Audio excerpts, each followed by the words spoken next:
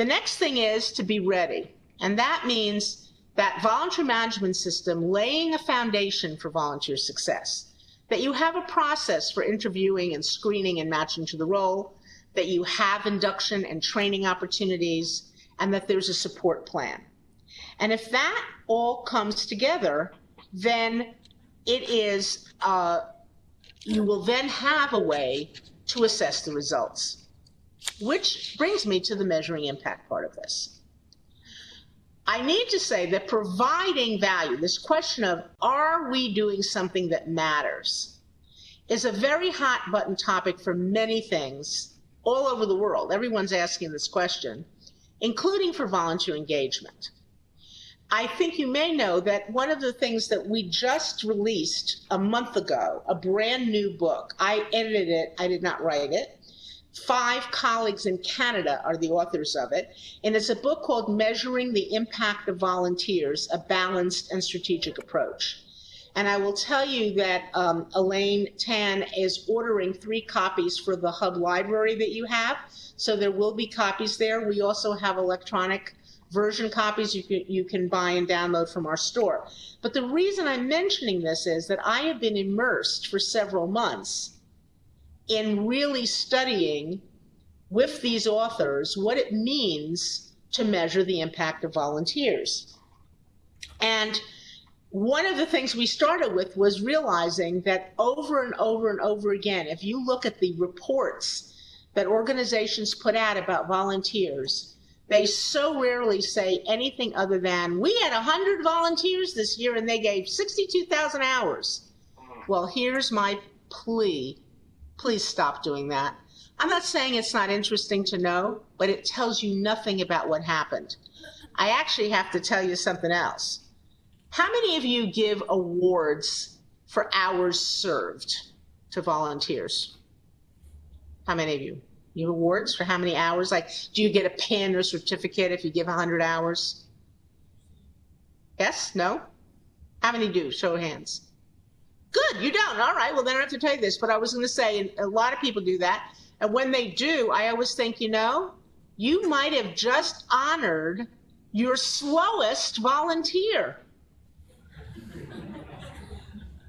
Because if it takes me 20 hours to do what it takes you 5 hours only to do, we've accomplished exactly the same thing from an outcome, but you will only be thanked for 5 hours, and I'm going to get a bigger reward for working 20 hours.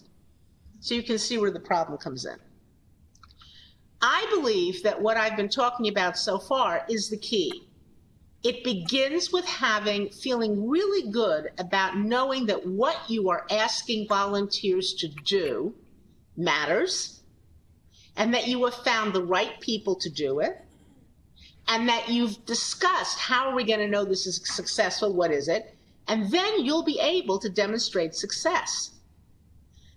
Therefore, before you start, and this is another question that came in, is there a way to capture the actual data of volunteer experience and impact? Yes, there is, but it doesn't happen by hoping you get it. It begins at the beginning. What data will give you information that is meaningful to know if the volunteer role accomplished something? Now, sometimes it's very specific.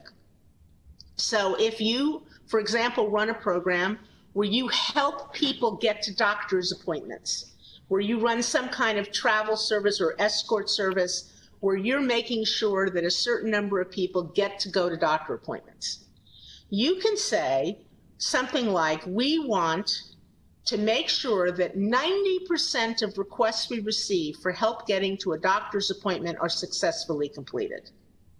That's a great goal. No one can do 100%. If you do, that's great. Take credit for it. But let's say 90%.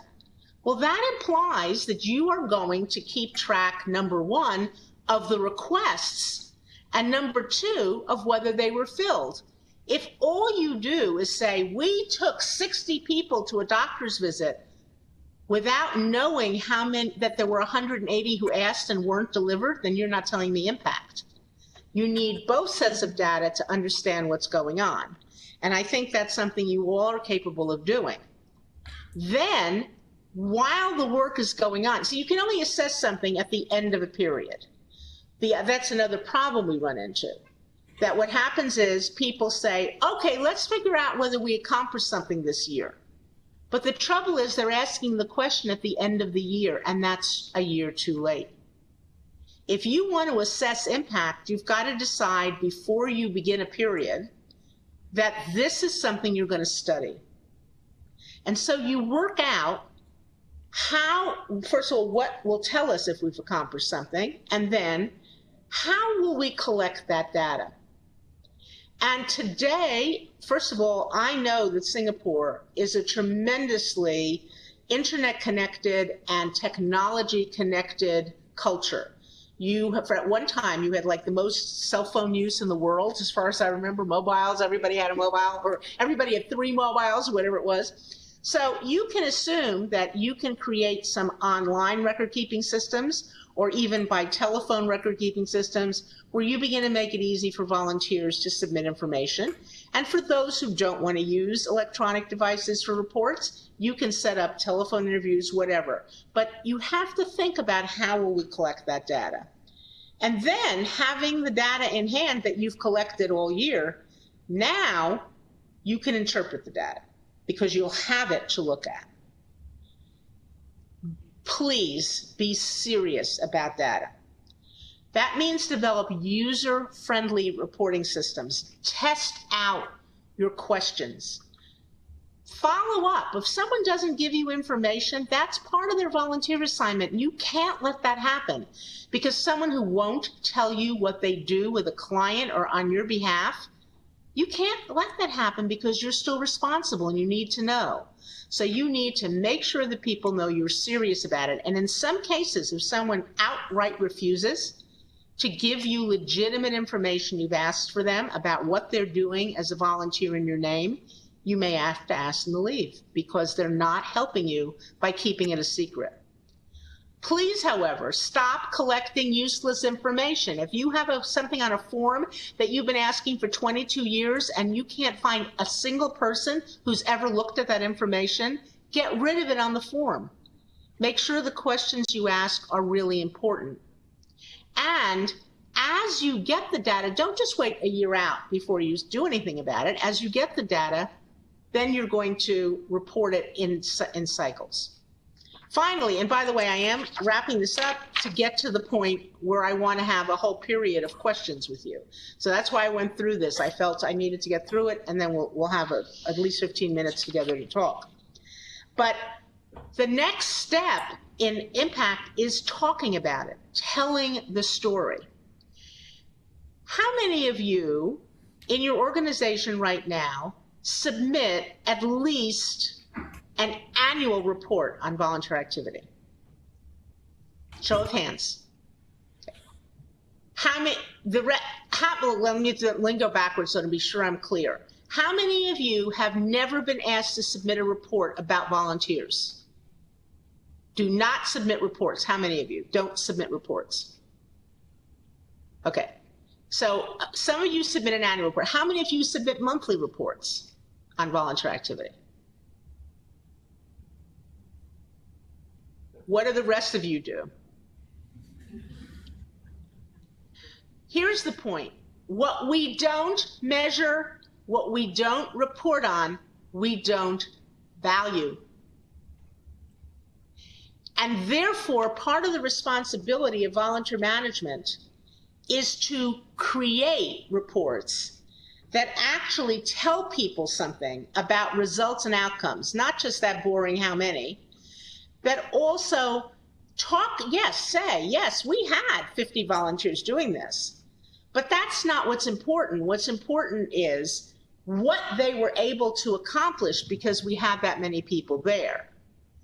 You also want to make sure that all sorts of people see these reports, your funders, volunteers themselves, your executives, because all too often volunteers are invisible in the scheme of things. We talk about our clients. We talk about our paid staff. We may talk about the volunteers and the board of directors. But when it comes to volunteers, we make little statements like, We are so lucky to have the services of all these wonderful volunteers, as if that is a meaningful statement, which of course it's not. What you want to do in your reports is to surprise and educate people. One of my favorite suggestions, by the way, is that I like it volunteer recognition events, rather than, just the names of volunteers or something. I like to compile what I call a, did you know this about our volunteers? And I like a list of things like, how many of our volunteers have a doctorate degree? How many languages are spoken by our volunteers? How many volunteers themselves have a direct connection to the clients or the issue at hand? What's the percentage? So what you're doing when you report is you're illuminating who this group of people are, and you're not letting people make assumptions that somehow they're not. Here's another question. How many of our volunteers are still today working full-time at a job, paying job, not simply volunteering for us? That helps everyone understand what's going on. And then the other thing you want to do in telling the story is to motivate people and visualize for them what's going to come after this success, what's coming at the next step. I really, really strongly believe that you've got to be committed to never wasting the talents of a volunteer on activities that do not accomplish the most important things.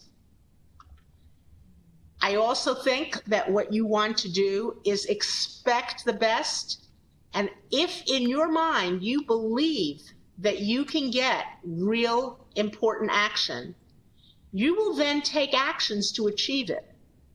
Rather than doubting that you can get something from volunteers and hoping it will happen maybe, when all along the way what you've done is set it up so that in case it goes wrong, nothing bad happens.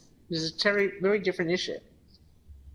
And I really know, because I've seen it in practice over and over, that when volunteers are able to know why they're with you, when they are helped to see the changes that their work has made in whatever your service is, that's going to make them feel recognized. They're going to know that what they've done is important, and they're going to keep going.